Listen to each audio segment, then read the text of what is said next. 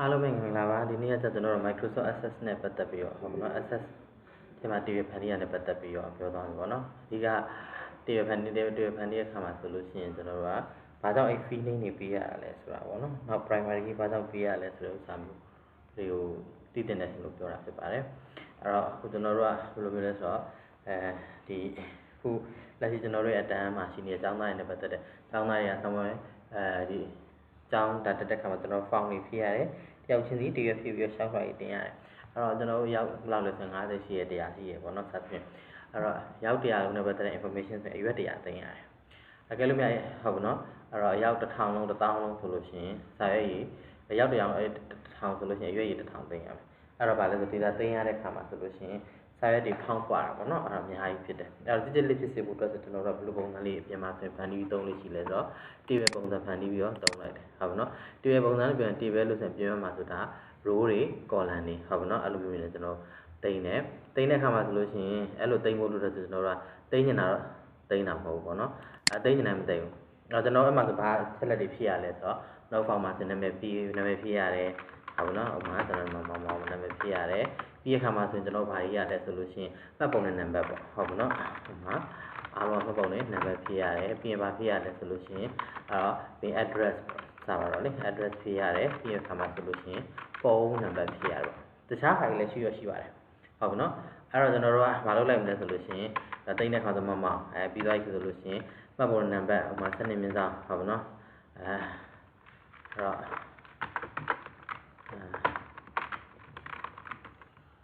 ့ကမရနိုင်ပေါ့လေအပြင် address မှာဒီမှာနေရာဆိုမှာကမရပေါ့လေအပြင်ဖုန်းနံပါတ်ကမှ09ဆိုတော့တခုခုအဲ့တော့အဲ့လိုမျိုးသိနေတော့ဒီမောင်ဆိုတာဘာလဲပေါ့နာမည်တော့မှန်တယ်ဘာနာမည်လဲကျောင်းသားနာမည်လားဘာနာမည်လဲမသိတော့အဲ့ဒါဆိုရင်ကျွန်တော်တို့အဲ့ဒီဥစ္စာကိုဒါဆိုရင်ဒီမောင်ဆိုတာဘယ်လိုမျိုးစားလဲဆိုတာသိဖို့လို့အတွက်သူ့တော့ပါလဲဆိုရင်တီးသက်ကြိုပြီးတော့မှကျွန်တော်တို့ပေါ်မှာခေါင်းစဉ်လေးထားခဲ့တာပို့ပြီးတော့မှကောင်းတယ်ပေါ့အဲဆိုရင်ဒါဒီပါလဲဆိုရင်ကျောင်းသားနာမည်သိမ်းမှာမလို့ student name ပေါ့ပြီးရခါမှာဆိုရင်ဒါမှတ်ပုံနဲ့နံပါတ်သိမ်းမှာမဟုတ် NRC number ပေါ့အဲရဆိုလို့ရှိရင် address နောက်ကဟာကတော့ဖုန်းနံပါတ်အဲ့တော့အခုလိုမျိုးရေးလိုက်တဲ့အတွက်ကြောင့်မို့လို့တဲ့ကျွန်တော်တို့ကဘာဖြစ်သွားလဲဆိုလို့ရှိရင်အခုဒီမှာပထမဆုံး column မှာဘာတွေပဲဖြည့်ရမှာလဲကျောင်းသားနာမည်တွေပဲဖြည့်ရမှာဒုတိယ column မှာမှတ်ပုံနံပါတ်တွေဖြည့်ရမှာဆိုတော့မျိုးသိသွားပြီဟုတ်ပါနော်အဲဆိုအဲ့မှာကျွန်တော်ခုဖြည့်လိုက်တယ်တော့ဆိုရင်နောက်တစ်ခုပေါ့နော်အမှန်မှာစုစုပေါ့နော်ပြီးရင်တွေ့ရပါလဲဆိုရင်မှတ်ပုံနံပါတ်ရှိနေမယ်ပေါ့နော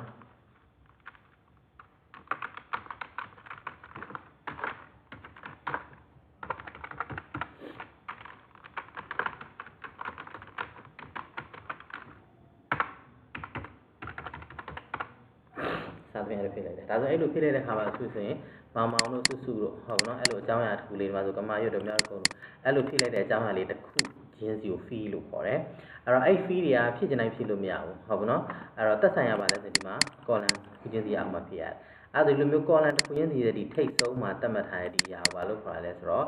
့ခေါင်းစဉ်ပေါ့ဟုတ်ပါနော်ဒီမှာဆိုလို့ရှိရင် column တိုင်းမှာဖြစ်ရမယ့် data တွေကခေါင်းစဉ်သတ်မှတ်ထားရှိရဲဒါပေမဲ့ဒီမှာကျွန်တော်တို့အဲ့ဒါခေါင်းစဉ်လို့မဟုတ်ဘူး fee name လို့ခေါ်တယ်ဟုတ်ပါနော် fee name လို့ခေါ်တယ်ဒါဆိုရင် student name ဆိုတာ fee name NRC number ဆိုတာ fee name address ဆိုတာ fee name phone number ဆိုတာ fee name ဒါဆိုရင်အဲ့ fee name လေးတွေဒီဘာကိုသူက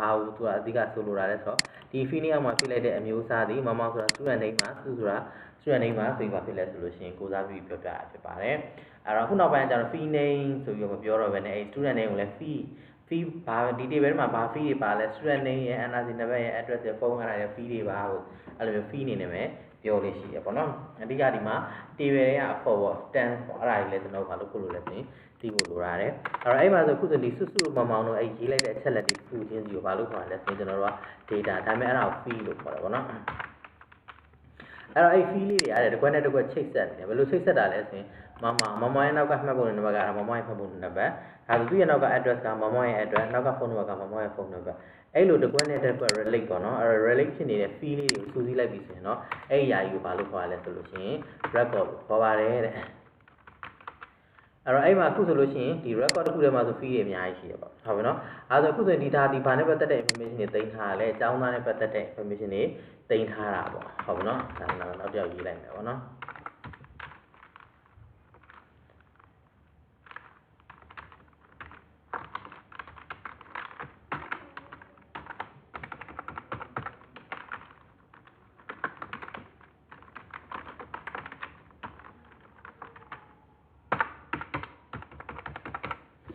အခုဆိုဒီမှာဖြည့်လိုက်တဲ့ဒီမှာဆိုရင်မောင်မောင်စုပို့စုပေါင်း record 3 record ဒါဆိုတစ်ခုတည်းမကအများကြီးဖြစ်သွားပြီပေါ့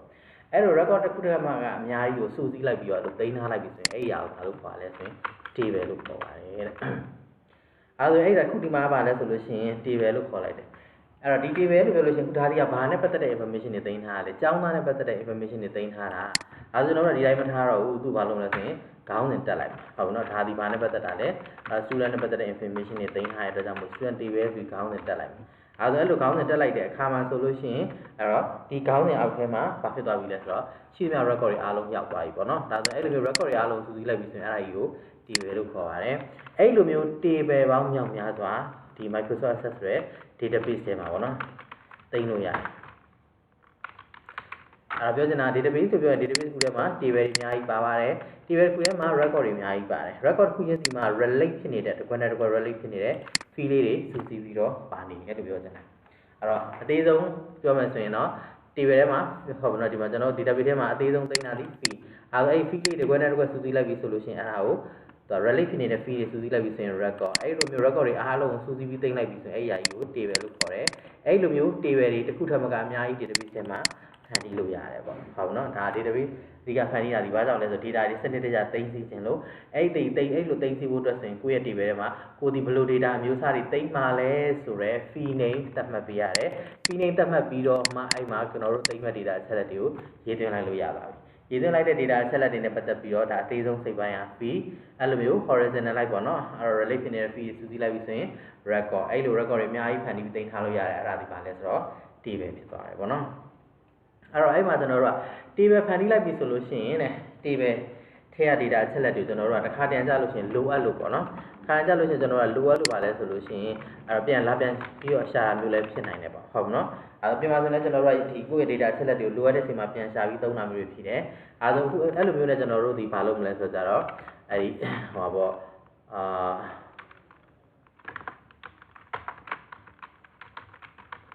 နောက်တစ် record ထည့်လိုက်အောင်ပေါ့နော်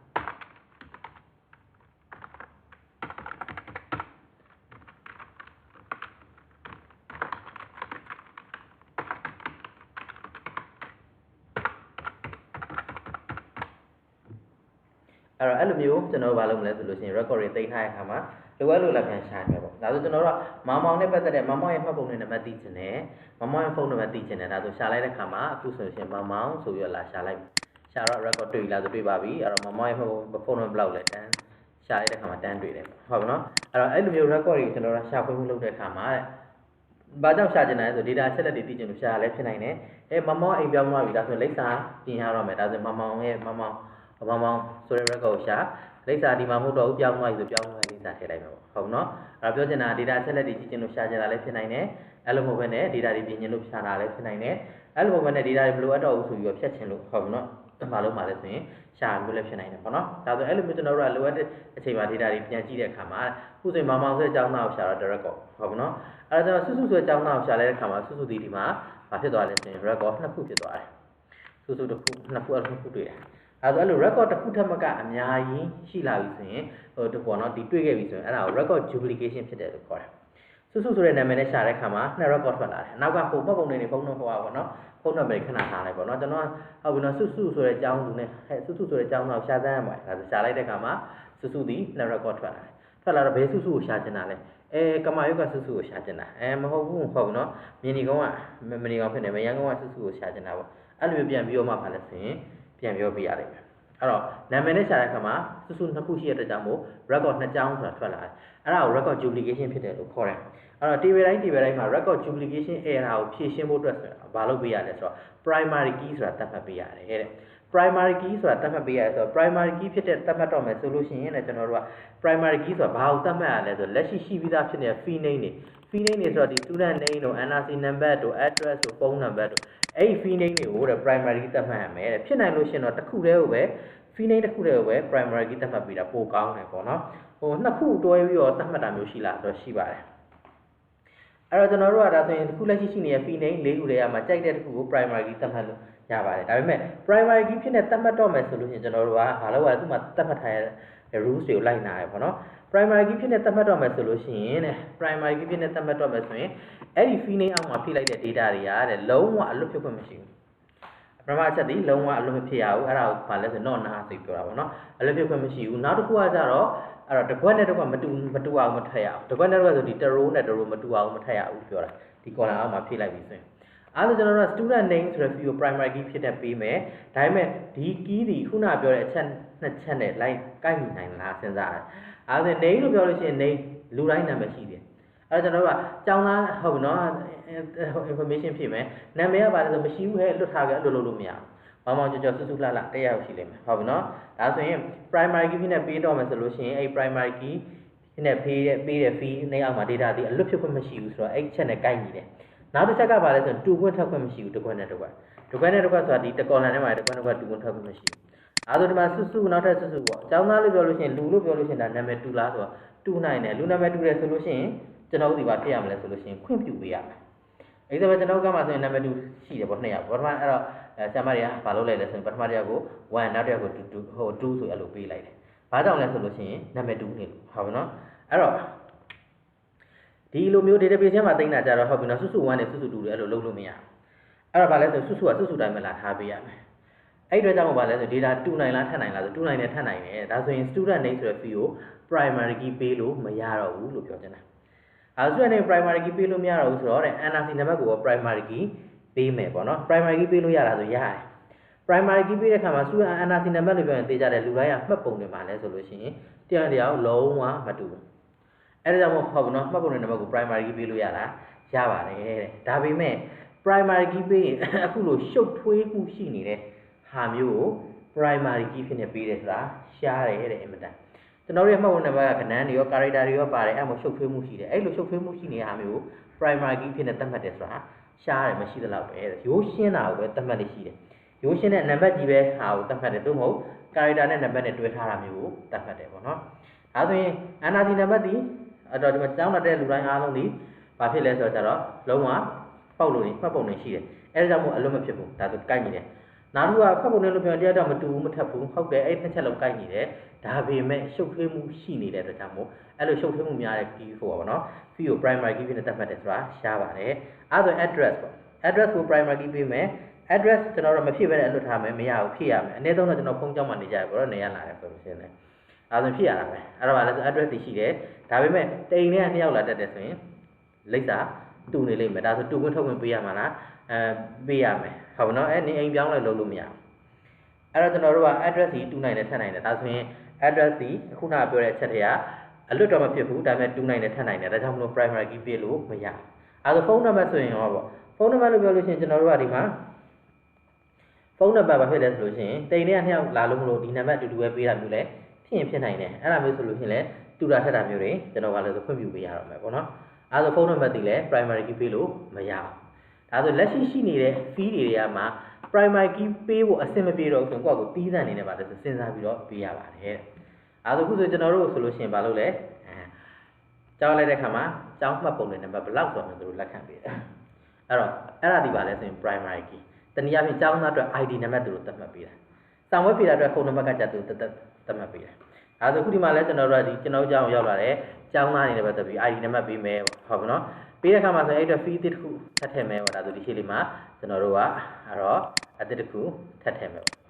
့အဲ့ဒါဘာလို့ပေးလိုက်မယ်ဆိုရင်ကျောင်းသားတွေ ID နံပါတ်ဖြစ်နေတတ်မှမလို့ student ID ပေါ့ပထမဆုံးကျောင်းသားဆို ID နံပါတ်ဘယ်လောက်လဲ1နောက်တစ်ယောက်ဆို ID နံပါတ်2နောက်တစ်ယောက်ဆို3နောက်တစ်ယောက်ဆို4ပေါ့စသဖြင့်အဲ့ဒါနောက်တစ်ယောက်ရောက်လာမယ်ဆိုရင် ID နံပါတ်အဲ့တော့5ဟုတ်နော်ပြင်သွင်းနေဘူးလဲပေါ့ဥမာချင်ပေါ့လေအဲ့ပြင်စနစ်မြင်ဆောင်ဒီမှာ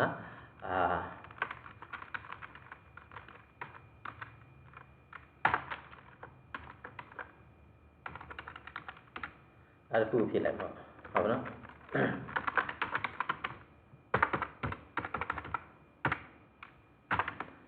အဲ့ဒါနောက်ထပ်ကျောင်းသားတစ်ယောက်ထပ်ပြီးရောက်လာတယ်အဲ့ဒါသူ့ရဲ့နာမည်ပါလဲဆိုလို့ရှိရင်ဥမာဘိုပေါ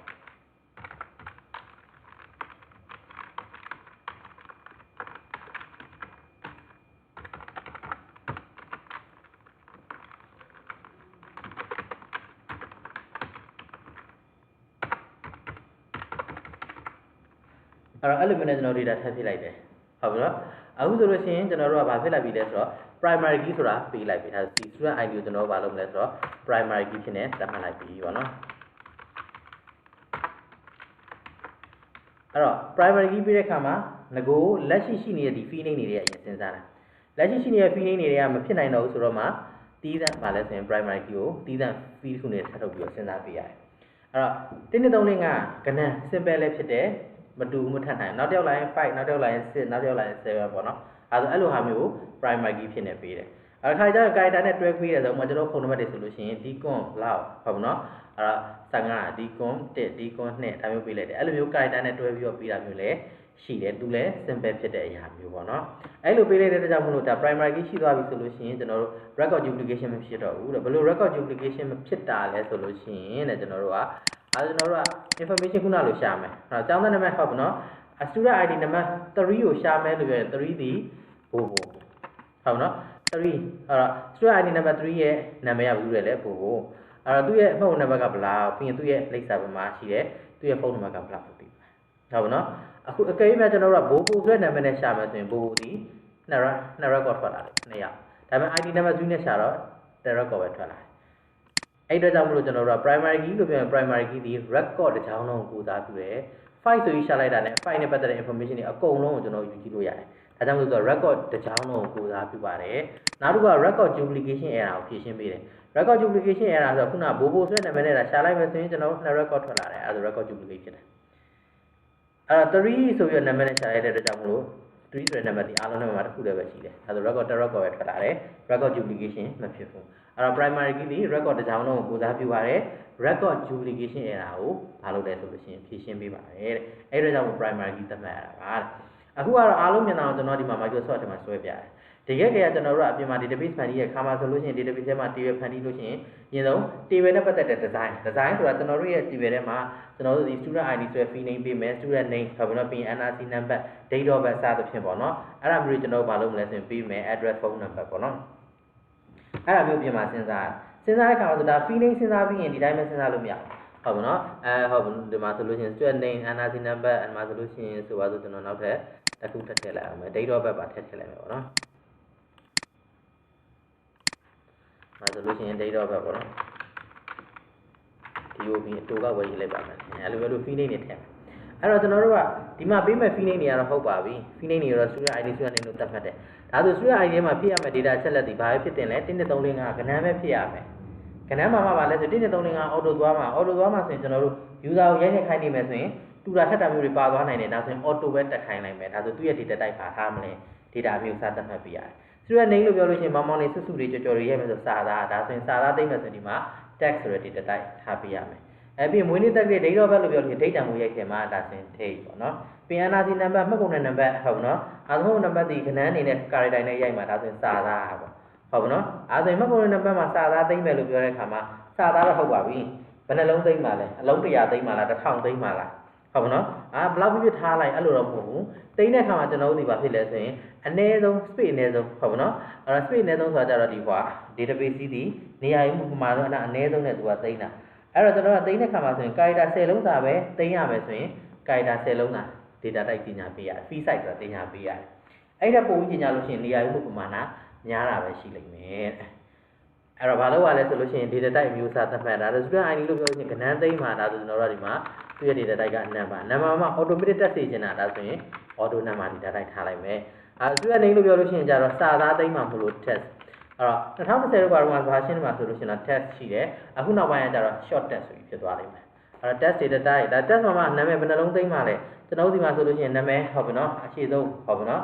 ်လူဘယ်နာမည်ရဲ့နာမည်ရှိလဲပေါ့စသဖြင့်ပေါ့အရှိဆုံးနာမည်ဟုတ်ပြီနော်အဲ့တော့အရှိဆုံးနာမည်ကအလုံး50ဖြစ်နိုင်ဆို50ပေါ့30ဆိုရင်30ဒါမျိုးပြရပါတယ်ဟုတ်ပြီနော်ဟိုမှာဆိုကျွန်တော်အလုံး50သိမ့်မယ်ပေါ့date of birth အဲ့တော့ date of birth လို့ပြောလို့ရှိရင်ဘာဖြစ်လဲ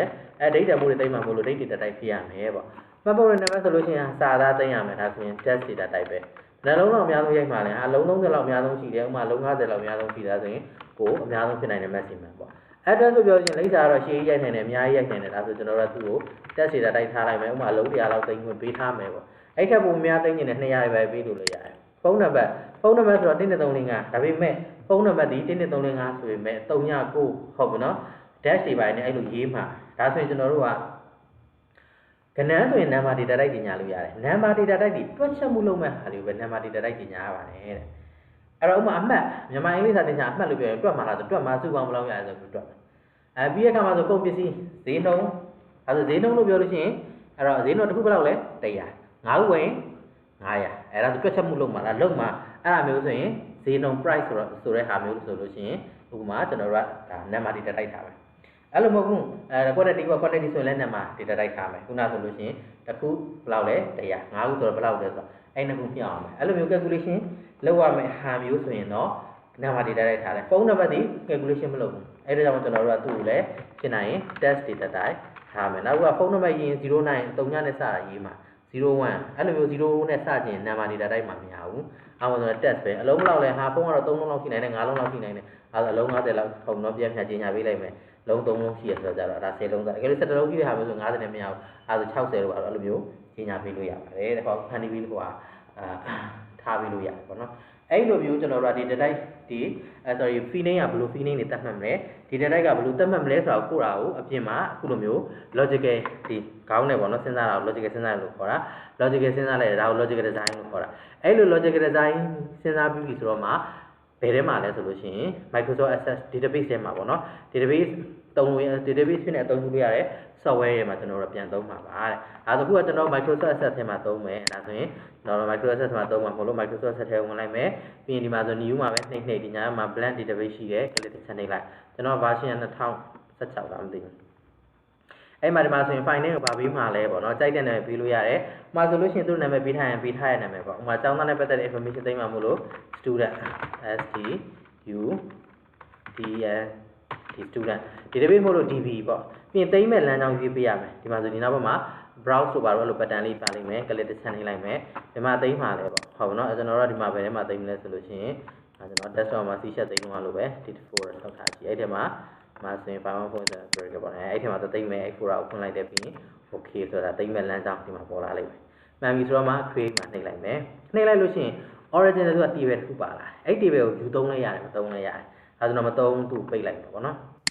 table တစ်ဖန်တီးရဲ့အခါမှာဆိုလို့ရှိရင်ကျွန်တော်တို့ကဟုတ်ပါနော်ဘယ်ပုံစံဘယ်နှမျိုးရှိလဲဆိုရင် table တစ်ဖန်တီးတော့မယ်ဆိုရင် create မှာနှိပ်မယ်ဒီမှာအသုံးပြုလို့ရတဲ့သူက object တွေကဘာတွေလဲရှိလဲဆိုရင် table object ရှိမယ်queries object ရှိမယ် form object ရှိမယ် report object ရှိမယ်ဒါကတော့ဒီ၄ခုပေါ့နော်တခြားတွေလည်းရှိပါတယ် macro တို့ module တို့စသဖြင့်ပေါ့အဲ့ဒါတွေလည်းသုံးလို့ရပါတယ်အဲ့တော့အခုကျွန်တော်တို့ကဘာလုပ်မလဲဆိုရင် table ဖန်တီးမယ်ဆိုရင် table ဒါ table group ပေါ့ create မှာနှိပ်မယ်ဒီ original ဘာမှမရှိဘူးဆိုရင် home tab မှာမကုန်မိနေမယ်ဖန်တီးမယ်ဆိုရင် create မှာနှိပ်မယ်ဒါ table ဖန်တီးလို့ရတဲ့ button table button ရှိတယ်အဲ့တော့ table design button ရှိတယ်ဒါ SharePoint list ကဆင်ဖန်တီးရရှိတယ်ဒီနှစ်ခုကတော့သုံးတာများပါတယ်ဘာကွာလဲလို့ဆိုတော့ table design button မှာနှိပ်လိုက်လို့ရှိရင်လေကျွန်တော်တို့ဘာ fee name မှာပါဘူးအကုန်လုံးဖုန်ကြီးပဲဟုတ်ပါနော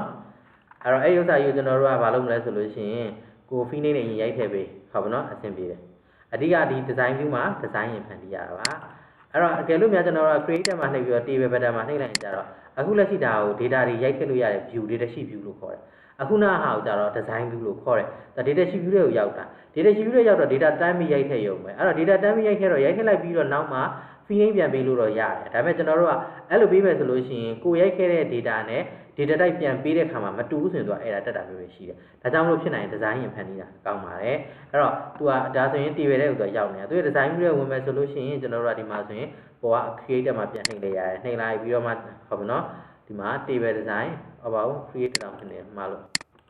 ဟုတ်တယ်မှာနှိပ်လိုက်ရတယ်ဟုတ်ပါနော်အဲ့နောက်ဆိုတာ table ဘက်မှာနှိပ်လိုက်ရတယ်ပေါ့နော်ဒီ table fee လိုက်ရတယ်ဒီက table fee နဲ့ home tab ထဲမှာရှိတာပေါ့နော်အဲ့မှာဒီရှေ့ဆုံးကဒီ button လေးကိုဒီ button လေးက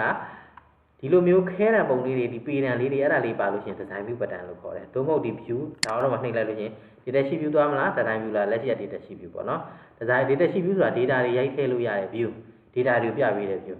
design view ကသူ့ရဲ့ design structure ဆိုဒီလို fee name တွေပေးမှာအဲ့ဒါဘယ်ထဲမှာလဲဆိုရင် design view မှာသွားပေးရမှာပေါ့နော်အဲ့တော့ view မှာနှိပ်မယ် design view ဝင်လိုက်လို့ရှိရင်သူက data sheet view ကနေအဲ့လိုသွားလို့ရှိရင်သူက fee name တစ်ခု auto ဒီမှာပါတယ် id ဆိုတဲ့ fee name အဲ့ဒါ auto ပါလာပြီလားအခုနောက်တော့ပါလဲဆိုလို့ရှိရင် table design button မှာနေဘာ fee name မှာ auto မပါဘူး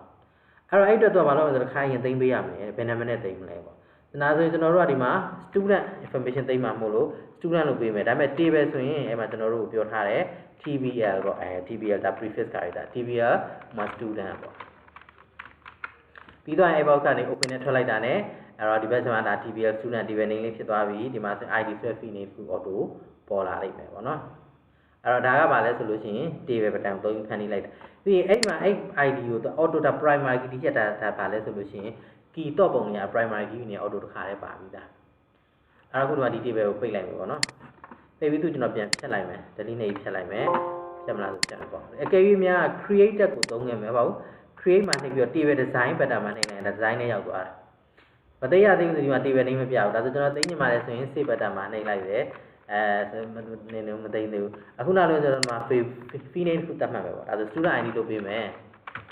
student id ပြီးရင်ဒါပေးမယ် fee name တက်ကြီးခုံလိုက်တာနဲ့သူ့ကိုသိသူ့ထဲမှာသိမဲ့ data မျိုးစားဘာကိုသိမှာလဲအဲဆိုကျွန်တော်တို့မှာ student id ဆို primary key ပေးရမယ် auto number data type အဓိက auto number data type မှာလာလောက်ရမယ်ပေါ့နော်အဲဆို auto number data type ဆိုတော့ default သူ့ရဲ့ data type ဒီအမြဲတမ်း short test သို့မဟုတ် test နဲ့ short test နဲ့အတူတူပဲအလုံးကြီးဒီမှာ255လုံးသာသိမ်းလို့ရတယ်ဒါဆိုကျွန်တော်တို့က number data type ထားခြင်းနဲ့ဆိုဒီညာဘက်ထောင်းတော့မှshort test လား long test လား number လား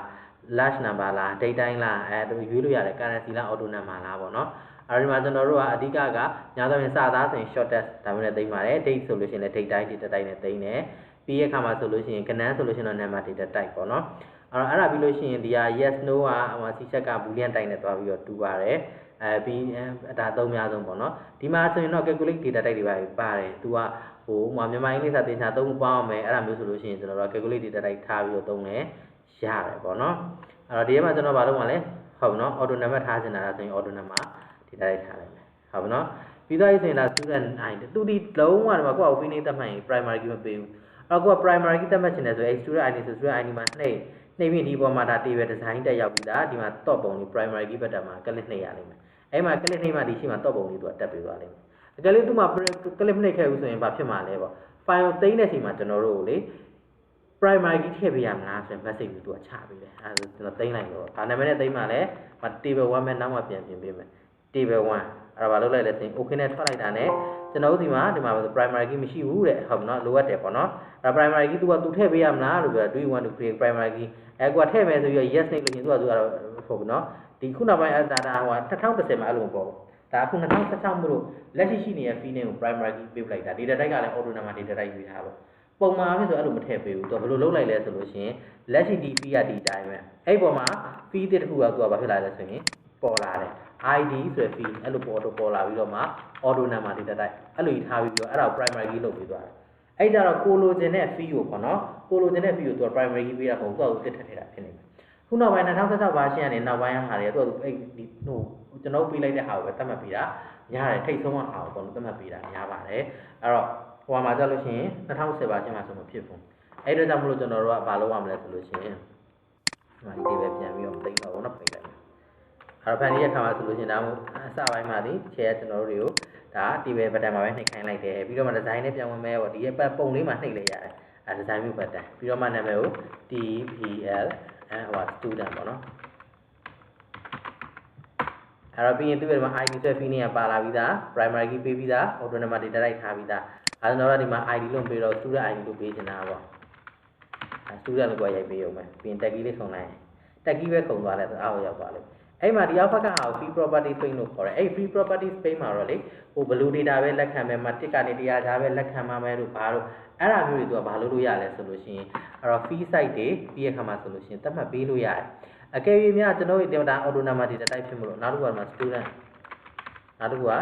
student name လို့ပေးမှာပေါ့နော်တက်ကီခုံလိုက်ရင်မှာ short test မှာဆို blue data type တွေထားမယ်ဘာညာလို့ input match ဟုတ်နော်ဒါရိုက်ခဲ့ data ကို blue data တွေလက်ခံမယ်data validation တက် data တွေစစ်တဲ့ခါမှာ validation rules ကဘယ်လိုမျိုး rules သတ်မှတ်မယ်ဥပမာ A နဲ့စတာပဲလက်ခံပါမယ်လို့ပြောပြီးလို့ရတယ် validation test ကြည့်ပြီးပါလဲဆိုလို့ရှိရင်သူရိုက်တဲ့တန်ဖိုးကမှားခဲ့တယ်ဆိုရင် error message မှာဘယ်လိုဟာနဲ့ပြချင်ပါတယ်ပြီးလို့ရတယ်ဒါပေမဲ့ဒီဥစ္စာကျွန်တော်တို့မသင်ထားလို့တကြိုင်ပဲထားလိုက်ဒီနေ့သင်တော့မှထပ်ပြီးလုပ်မှာအခုက table ဆောက်ဖို့တော့ပဲပေါ့နော်အဲဆို short test သူ့ရဲ့ data type ကဘယ်လောက်လဲဆိုလို့ရှိရင်အဲ data type က short test အဲ့တော့ fee size ကဘယ်လောက်ထားမလဲဆိုနာမည်မို့လို့လုံး50လောက်ထားလိုက်ပါမယ်ပေါ့နော်ပြီးသွားပြီဆိုရင်ကျွန်တော်တို့ဒီမှာပြီးရတဲ့နာမည်ရဲ့ date of birth ရဲ့ NRC number ဟုတ်ပါနော် date of birth ရဲ့ NR အဲဆိုနောက်တစ်ခုက date of birth ပေါ့နော်ဒီ OB လို့ပဲပေးလိုက်ပါအဲ့တော့သူ့ကို date time data type ကြီးညာလိုက်မယ်ဒါ date time တင်မှာမဟုတ်လို့ date of birth ရှိမယ်ပြီးရင် address ရှိမယ် address ဆိုတော့လေ short test စာသားသိမ့်မယ်အလုံးဘယ်လောက်လဲ255လုံးသိမ့်မယ်တိုင်းထားပြင်လဲရတယ်ပြီးရခါမှာ phone number အဲ့တော့ phone number ဆိုတော့ short test ပဲဘယ်နှလုံးလဲဆိုလို့ရှိရင်မှာအလုံးကြီး ထားပါတော့လေ100လောက်ဟုတ်နော်သိမ့်ပေးမယ်အဲ့လိုမျိုးနဲ့ကျွန်တော်ဒါ fee name သတ်မှတ်ပေးရတယ်ဒီ fee name 1 2 3 4 5 6ခုပေါ့နော်အော်မှာ NRC နံပါတ်ကြီးကျွန်တော်ကြံခဲ့NRC နံပါတ်ကြီးကကြံခဲ့အတိတ်တော့ပဲပြီးတော့အဲ့ဒါထပ်ထည့်ခြင်းနဲ့ဆိုရင်မလုပ်မလဲဆိုတော့ address ရဲ့ပုံမှာထည့်ခြင်းတာမှလား address ရဲ့ရှေ့မှာ pointer တင် right arrow မဲအောင်ဖြင့်ကလစ်တစ်ချက်နှိပ်လိုက်ဒီပုံမှာ insert row ရှိရဲ့နှိပ်ရဲ့ပုံမှာထည့်ပေးပါလိမ့်မယ်တ row ထည့်ခြင်းတ row ကိုပဲ selection မှတ်တယ်အကယ်၍2 row ထည့်ခြင်းဒီလိုဒီလို2 row ကို selection မှတ်ပြီးတော့မှဒီက insert မှာနှိပ်2 row ထည့်ပေးသွားတယ်ဖြတ်ခြင်းနဲ့ဆိုရင်လည်းပို့သွားလို့ပြန်ဖြတ်ခြင်းနဲ့ဆိုဖြတ်ခြင်းနဲ့ row 2ခုဆိုလည်း2ခု selection မှတ်ပြီးတော့တ row မှာပြန်နေရတယ်ကျွန်တော်ဒီမှာ date of birth ပြီး NRC number ပေါ့နော်အဲ့ NRC number အဲ့မှာ fee name ပြီးလို့ရှိရင်ကျွန်တော်တို့ကိုပြောထားပြီးသား space မထားရဘူးเนาะလို့ပြောတယ်ပြောထားပြီးသားပြီးရင်ဒီမှာမလုပ်အောင်လဲ underscore character နဲ့ပေးမယ်ဒါဆိုရင်ရတယ်ဆိုပြီးပြောထားပြီးသားပါအဲ့တော့ phone number လုံးရင်ဘယ်လောက်လဲ100ပဲလက်ခံတော့အဲ့လိုမျိုးကျွန်တော်တို့ကဒါ fee name လေးသတ်မှတ်ပြီးသွားပြီဆိုရင်ဒီ save button မှာနှိပ်ပြန်သိမ်းလိုက်ပြီးတော့မှ data တွေရိုက်ခဲ့ရမယ်ဆိုရင်ဒီ view button ပုံဒီပေါ်ပုံလေး excel လို့ပုံလေး data sheet view button မှာသုံးဖို့ view button မှာနှိပ် data sheet view တွေဝင်လိုက်ရင်ဒါ auto number ဆိုတော့ရိုက်ခွင့်မပေးဘူးတက်ကြီးခုံလိုက်ပြီးတော့ဒီမှာနာမည်ပါပေးမှလဲဆိုလို့ရှိရင်နော်မောင်မောင်လို့ပေးမယ်အဲ့ကိုစရိုက်တော့မှဆို number 1ပေါ့ date of birth လို့ပြောလို့ date of birth ဒီမှာဆိုဒါလေး date time picker လို့ခေါ်တယ် click နေဒီမှာ date တွေပါလေပြန်ပြီးရွေးချင်တယ်ဆိုလို့ရှိရင်ပြီးလို့ရတယ်ပေါ့နော်အဲ့ဒီမှာအဓိကကိုယ့်ရဲ့ဆက်ကကျွန်တော်ဒီမှာဆက်ဆိုရင် Monday year format ဖြစ်နေအဲ့ဒါကျွန်တော်ကိုယ့်ကိုရိုက်ထည့်မယ်ဆိုရိုက်ထည့်လို့ရတယ်ဥပမာဆိုပါစို့9လပိုင်း20ရက်အဲ့တော့2000ခုနှစ်ပေါ့တက်ကြီးခုံလိုက်အဲ့ date time ပေါ့ NRC number ဘယ်လောက်လဲစနေမြင်စား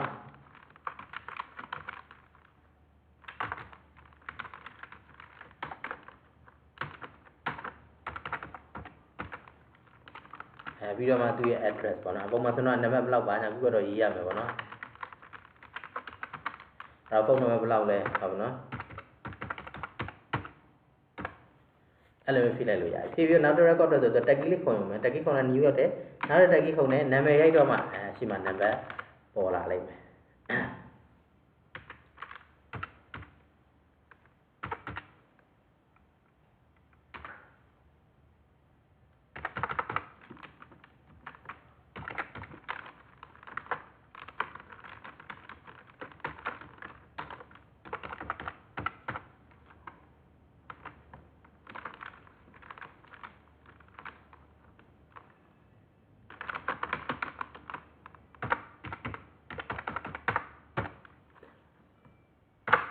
အဲ့လိုမျိုးနဲ့မလုပ်လို့ရတယ်ဆိုလို့ရှိရင်ဒါဟို data လေးဖြည့်လို့ရတယ်အဲ့တော့ fee name နေအရင်ဆုံးမလုပ်ရလဲဆိုရင် fee name ပေးမယ် data type တွေကို design ပြီးမှသတ်မှတ်ပြီးတော့မှမလုပ်မယ်ဆိုလို့ရှိရင်အဲ့တော့